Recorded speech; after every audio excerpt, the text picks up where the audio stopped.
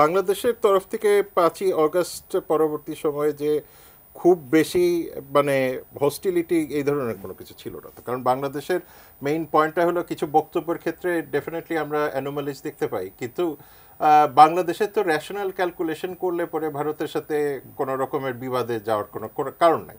বরং দিল্লির জন্য যে প্রবলেমটা হয়ে গেছে যে 5ই অগস্টের পরবর্তী তার যেটা রাজনৈতিক সম্পর্কগুলি, সেই জায়গাতে সে দেখতে পারলো যে একটা বড় রকমের গ্যাপ। অর্থাৎ বিএনপি বলেন, জামাতে ইসলামী বলেন, বা অন্যান্য যে পলিটিক্যাল পার্টিগুলি আছে, বা সাধারণ মানুষকে যে ক্যালকুলেশনে নেওয়া, 14-র ইলেকশন, 18-র ইলেকশন, 24-এর ইলেকশনে সাধারণ মানুষের যে বক্তব্যগুলি, সেগুলির তো কোনো রিফ্লেকশন ভারতে নাই, এক নাম্বার। 2 নাম্বার হলো যে আপনি দেখেন যে এত বড় একটা ঘটনা ঘটে গেছে 5ই অগস্ট, রাইট? এটার ব্যাপারে চীন বলেন, মার্কিন যুক্তরাষ্ট্র বলেন, পশ্চিমা দেশ প্রত্যেকেই কিন্তু সমবেদনা জানিয়েছে এবং এটার সাথে দাঁড়িয়েছে। তো ভারত থেকে কিন্তু কোনো রকমের, যেটাকে আমরা বলি যে মিনিমাম যে একটা সৌহার্দ্যপূর্ণ ব্যাপার থাকা দরকার বাংলাদেশের প্রতি, এই যে 1500-র উপরে মানুষ মারা গেলেন তাদের প্রতি, সেইটারও বিন্দুমাত্র কোনো ইয়ে দেখছি না, রিফ্লেকশন দেখছি না। যাই হোক, এটা তাদের অভ্যন্তরীণ বিষয়, ভারতের অভ্যন্তরীণ রাজনীতি, ভারতের পররাষ্ট্রনীতির বিষয়, সেই ক্ষেত্রে বাংলাদেশের খুব কিছু বলবার নেই। সানবিট সব দিবে সামাল। সানবিট ম্যাজিক প্রেস ডিশওয়াশিং এর মাথা ঘোরানো সলিউশন।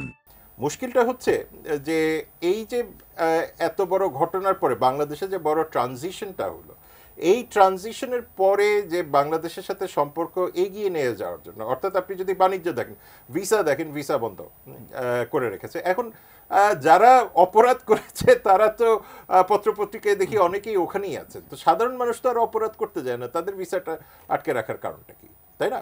সুতরাং আপনি দেখেন, ওই যে শিলিগুড়িতে কিছুদিন আগে দেখছিলাম যে শিলিগুড়ির হোটেলে বাংলাদেশিদের থাকতে দেবে না। এইটা কেমন ধরনের কথা? অর্থাৎ আসাম থেকেও শুনলাম যে বাংলাদেশে নাকি ট্রেড হবে না যে পর্যন্ত বাংলাদেশে স্টেবিলিটি না আসে। তার মানে তো মার্কেট ন্যাচারাল না, মার্কেট আপনার ইচ্ছা মতো চলছে, যে অর্থাৎ নন ট্যারিফ ব্যারিয়ার, প্যারা ট্যারিফ ব্যারিয়ার, এখন পলিটিক্যাল ব্যারিয়ার তৈরি করে। তার মানে তো প্রবলেমটা তো বাংলাদেশ করছে না, বাংলাদেশ তো মার্কেট ওপেন করেই রেখেছে। এখন যে কারণে আমার কাছে মনে হয়েছে যে এই দুর্বলতা যেগুলি আছে সেগুলি পুরোটাই ভারতের অভ্যন্তরীণ রাজনীতির সাথে সম্পর্কিত। এখন অভ্যন্তরীণ রাজনীতিতে বিজেপির যে এই মুহূর্তে অবস্থান, সেই জায়গাতে যে তার স্ট্রংম্যান রিলেশনশিপটা দেখানো দক্ষিণ এশিয়াতে, যেটাকে সে দেখেন ভারতীয় পলিটিশিয়ানরা বাংলাদেশকে তাদের অভ্যন্তরীণ রাজনীতিতে কি না ভাবে ব্যবহার করে, তাই না? এটাই তো একটা বড় কনসার্ন ছিল, যে বিগত সরকারকে তো এটাই তো বারবার বলা হচ্ছিল যে আপনারা এটাকে থামান। সিটিজেনশিপ অ্যামেন্ডমেন্ট অ্যাক্ট, সেখানেও বাংলাদেশ বলে মাইনরিটি পারসিকিউটিং কান্ট্রি, তো ন্যাশনাল রেজিস্ট্রেশন ফর সিটিজেনশিপ, যেটা আসাম থেকেও বড় বড় কথা বললো যে সব বোধহয় বাংলাদেশি ধরে নিয়ে যাবে, ইত্যাদি ইত্যাদি, এগুলি কিন্তু আলটিমেটলি প্রমাণ হয়নি।